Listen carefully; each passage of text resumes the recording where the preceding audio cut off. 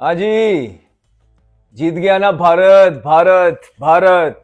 सारी बातों को बिल्कुल उन्होंने साइड पे रख के अपनी क्रिकेट और अपनी परफॉर्मेंस पे गौर किया। और एक दफा फिर रोहित शर्मा भारत को ना सिर्फ फाइनल के अंदर उन्होंने पहुंचाया, इस दफा उन्होंने जितवाया भी, जिस तरह T20 वर्ल्ड कप के अंदर उन्होंने जितवाया था।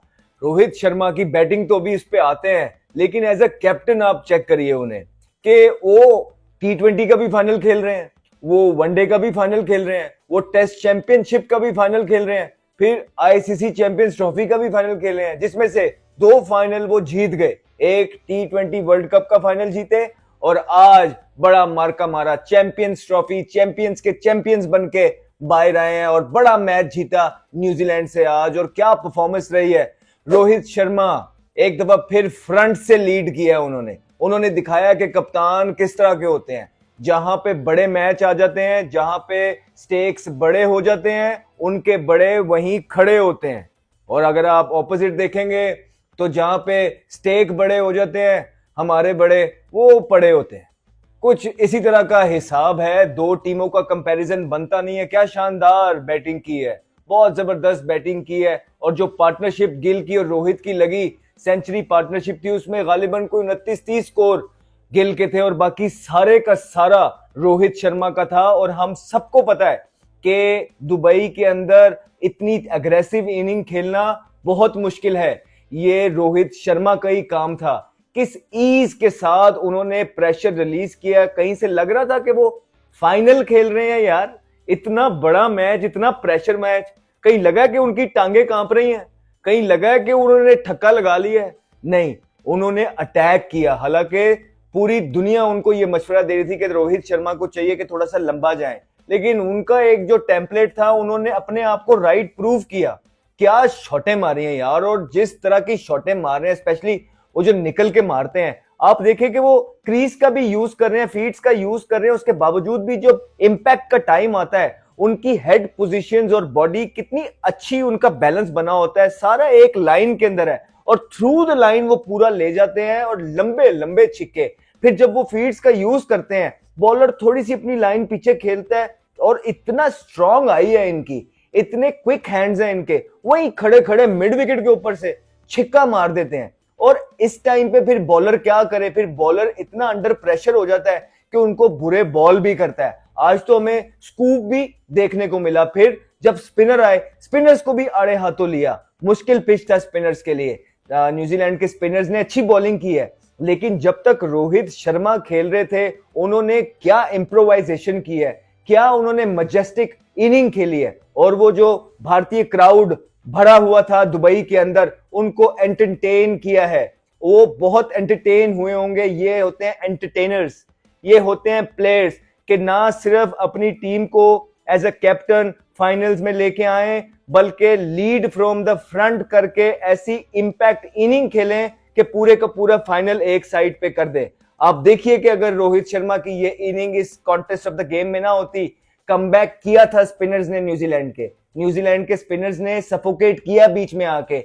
उनका किंग विराट कोहली जिस तरह पाकिस्तान के अगेंस्ट उन्होंने सेंचुरी की, प्रेशर गेम के अंदर हमेशा की तरह जो है अपने कंधों पे वो मैच लेके गए और मैच फिनिश करके वापस आए। उसके बाद दोबारा से उन्होंने 80 और रन्स की जो पिछले मैच के अंदर इनिंग खेली है, वो भी काबिल तारीफ थी। इस मैच के अंदर वो जल्दी आउट हो गए, लेकिन आप देखिए कि इतनी डेप्थ मौजूद है भारत की टीम के अंदर, बड़ी जबरदस्त प्लानिंग करके आते हैं। और फिर नीचे जब रोहित शर्मा भी आउट हो गए, किंग कोहली भी आउट हो गए, तो अय्यर और अक्षर ने संभाला, एक अच्छी पार्टनरशिप डेवलप की। इवन दो के मुश्किलें बनाई रखी न्यूजीलैंड ने, न्यूजीलैंड फाइट बैक करता रहा, पंचेस मारता रहा, विकेटें लेता रहा, जबरदस्त कैच भी पकड़ा फिलिप ने, पूरी कोशिश करता रहा कि कहीं ना कहीं से ये मैच के अंदर हम आ जाए। लेकिन भारत था, भारत के पास हर क्वेश्चन का आंसर मौजूद था। भारत ने हर क्वेश्चन का आंसर ब्रेवरी से दिया है,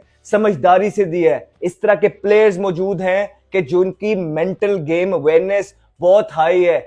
बड़े बड़े मैचेस आईपीएल के खेलते हैं, प्रेशर गेम्स खेलते हैं, हर टूर्नामेंट का तो फाइनल खेल रहे होते हैं। तो उनसे ज्यादा प्रेशर को कौन समझ सकता है, उनसे ज्यादा एबिलिटी किसके पास हो सकती है कि वो प्रेशर को हैंडल करें और एक दफा फिर आज भारत ने दिखाया है कि वो वर्ल्ड चैंपियंस हैं। इस तरह की ऑस्ट्रेलिया की सीरीज जो हारे और न्यूजीलैंड की सीरीज हारे, रेड बॉल के अंदर बड़ी स्क्रूटनी हो रही थी, उसके बाद रोहित शर्मा और उनकी टीम ने जिस तरह अपने आप को गैदर अप किया, बकल अप किया और इंग्लैंड की सीरीज से स्टार्ट हुए और मार मार के मधोल दिया है पहले इंग्लैंड को, और उसके बाद यहां पे एक के बाद एक दुबई लोग आते गए, लैंड करते रहे और उसके बाद अपने अपने घर जाते रहे। जो भी दुबई आया है वहां लैंड किया, उसके बाद दोबारा से अपने घर, फिर कोई आया लैंड किया, वो भी दोबारा अपने घर। तो एक घर बना लिया उन्होंने अपना दुबई को, और वहां जो जो भी आ रहा था उसके बाद डायरेक्ट पैक करके उनको अपने अपने घर भिजवाते रहे, और अकेला बादशाहों की तरह खड़ा हो गया इस मैदान में। बड़े मैच का बड़ा मार्का मारा है, बड़े मैच के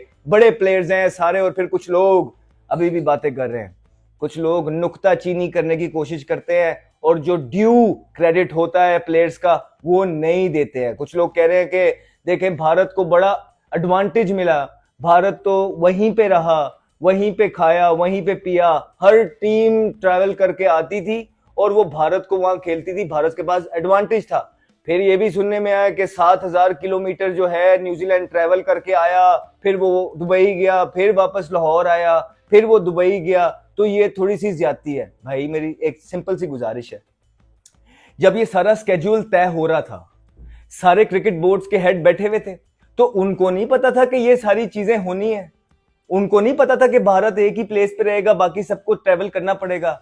पहले तो किसी की आवाज नहीं आई, पहले तो सारों ने थम्स अप किया कि सब चंगा है, सब अच्छा है, पूरी दुनिया में अमन है, बस ये टूर्नामेंट हो जाए। और अब जैसे ही भारत के प्लेयरों ने एफर्ट की, भारत के प्लेयरों ने अपने प्लान्स बनाए और उनको ग्राउंड के अंदर एग्जीक्यूट किया, अब लोग वो सारा क्रेडिट उनके प्लेयर्स से छीनना चाहते हैं। इस तरह की बोगस बातें करके हम इसको इंडोर्स नहीं करते। आई थिंक बहुत क्रेडिट है भारत के प्लेयर्स का कि जिस तरह की क्रिकेट उन्होंने प्रोड्यूस की है। आउटस्टैंडिंग टीम है, आउटस्टैंडिंग प्लेयर्स हैं, सुपरस्टार्स हैं जो अपने मुल्क की बेहतरी के लिए काम कर रहे हैं और अपने मुल्क का झंडा क्रिकेट की दुनिया में ऊंचा कर रहे हैं, फख्र से ऊंचा कर रहे हैं, और ये क्रेडिट उनका ही है। तो यहाँ पे दूसरी तरफ आप देख लीजिए कि हमारे प्लेयर्स के लिए ये स्टेडियम तैयार हुए, जहां 1 साल में तैयार होना था वो 3 महीने में तैयार कराया कि हमारे प्लेयर्स आएंगे तो खेलेंगे। और भाई हमारे प्लेयर्स तो उस बल्ब की तरह थे कि जो के पहले तो जब जलाया तो वो जल बुझ रहे थे, और जब हम देख रहे थे, इंतजार कर रहे थे कि अभी जलता है, अभी जलता है, वो तो जलने से पहले ही बुझ गया, फ्यूज हो गया। तो जब वो बल्ब ही फ्यूज हो गया है तो ये स्टेडियम का क्या फायदा होना था अरबों रुपया लगा के, क्योंकि आपने वो बल्ब ही ठीक नहीं लगाया हुआ। आप बल्ब तो पहले ठीक लगाएं जो फ्यूज ना हो, जो थोड़ी देर निकाल तो जाए। आपका बल्ब चलने से पहले फ्यूज होता है, और फिर जो बल्ब शाइन कर रहे होते हैं, जोरों शोरों से जल रहे होते हैं, फिर जब उनकी तारीफ करते हैं या वो अच्छा खेलते हैं तो उसमें भी आप कीड़े निकालने लग जाते हैं। यूं दूसरों के लिए बातें करने से कुछ नहीं होगा।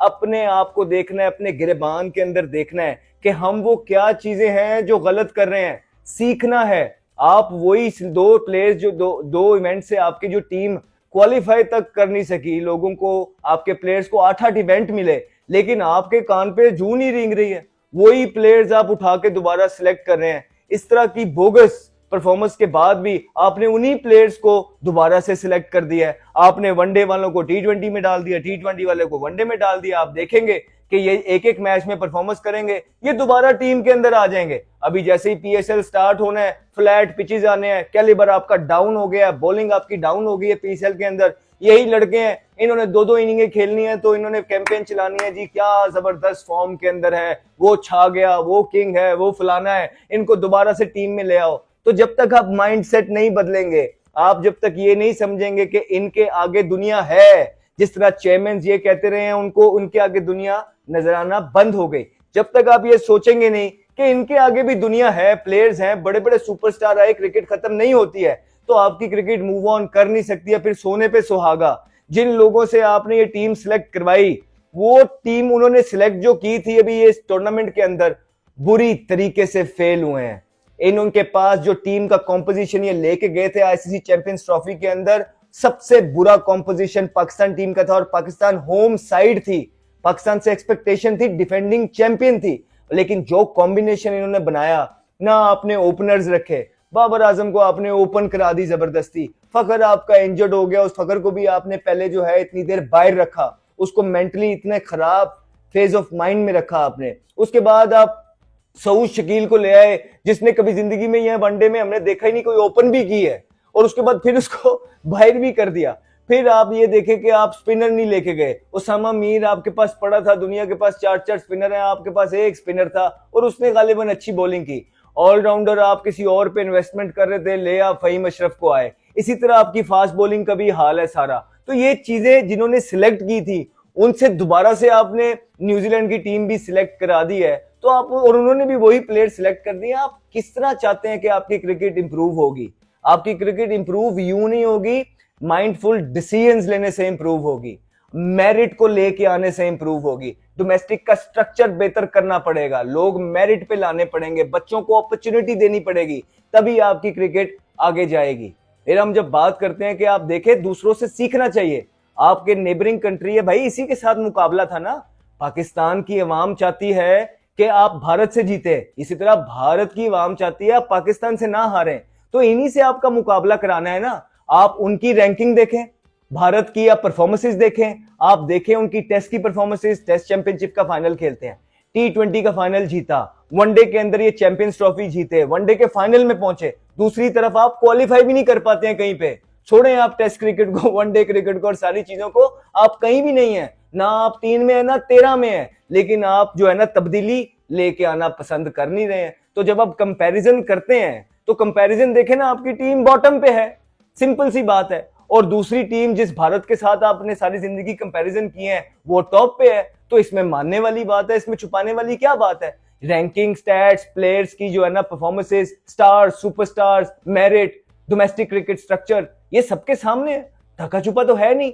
तो फिर ये मानने वाली बातें, और अपना स्ट्रक्चर ठीक करना है, हमने अपने आप को बेहतर करना है, दूसरों को नीचा नहीं गिराना, अपने आप को ऊपर उठाना है, तभी आपकी तरक्की होगी। जब तक आप इस माइंडसेट से नहीं निकलेंगे ब्लेम गेम्स की, जब तक आप यारी दोस्ती से नहीं निकलेंगे, मेरिट पे काम नहीं करेंगे, नेपोटिज्म बंद नहीं करेंगे, तब तक आपकी क्रिकेट ऊपर नहीं जाएगी।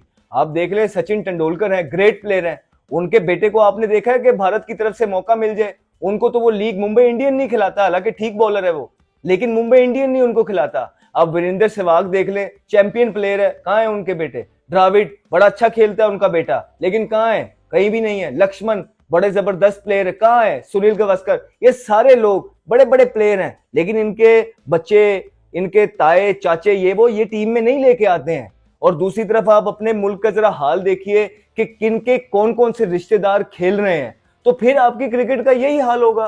फिर आप बुरा ना मनाएं इन चीजों का, फिर आप ये ना कहें कि आप बड़े पैट्रियोटिक हैं, फिर आप ये ना कहें कि आपसे ज्यादा मुल्क से प्यार कोई नहीं करता, फिर आप ये ना कहें कि आपको सब पता है। बिकॉज जब जब आप लोगों के हाथ में चीजें आई हैं, आप लोगों ने पाकिस्तान टीम का बेड़ा गर्क किया है, कुछ ने अंदर आके, कुछ ने बाहर से ही, वो जो अंदर आते हैं उनके दोस्त यार होते हैं, तो ये मिल के चलते हैं। तो जब यूं चीजें आप आगे बढ़ाएंगे, कभी भी आपकी टीम का फायदा नहीं हो सकता। आई थिंक डिजर्व्ड विनर है भारत, जितनी तारीफ की जाए उनकी कम है। उनके स्टार प्लेयर्स हमेशा आईसीसी के इवेंट से पहले अपने आप को तैयार करते और आते हैं। विराट कोहली देख लें, इससे पहले चैंपियंस ट्रॉफी से पहले लोग बातें कर रहे थे कि उनकी फॉर्म नहीं है। आप देखें भारत जो आज फाइनल उठाया है, उसमें विराट कोहली का बहुत अहम रोल है, चाहे वो as a senior player ground में खड़े होना, चाहे वो रोहित के साथ प्लानिंग करना, चाहे वो अंदर खड़े होकर पाकिस्तान के प्रेशर गेम में मेक श्योर करना के फिनिश करना, चाहे वो उसके बाद 80 करना, ये सारी चीजें जो हैं आपके सीनियर प्लेयर्स उनके करके दे रहे हैं।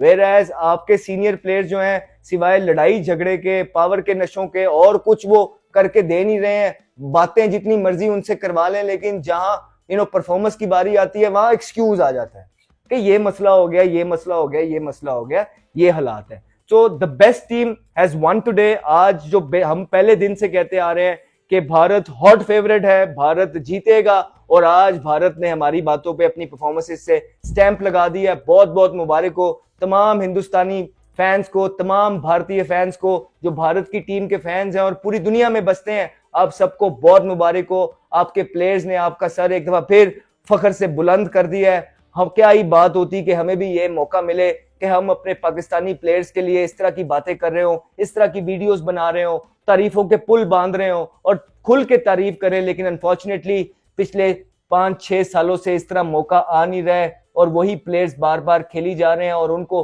हटाया भी नहीं जा रहा है। वल्लाह आलम पीछे क्या चक्कर है क्या नहीं, लेकिन जान तक रही आज की बात। Bharat played tremendously well, fight की है न्यूजीलैंड ने, ब्रेसवेल नीचे से अच्छा खेले हैं, स्पिनर्स ने अच्छी बॉलिंग की है, सेंटनर ने अच्छी कप्तानी की है, लेकिन wasn't enough for mighty India. Mighty India ने एक दफा फिर शो किया that why they are world champions, क्योंकि उनके पास हर एक सवाल का जवाब मौजूद है। Well done, congratulation, enjoy the night, take care, bye bye.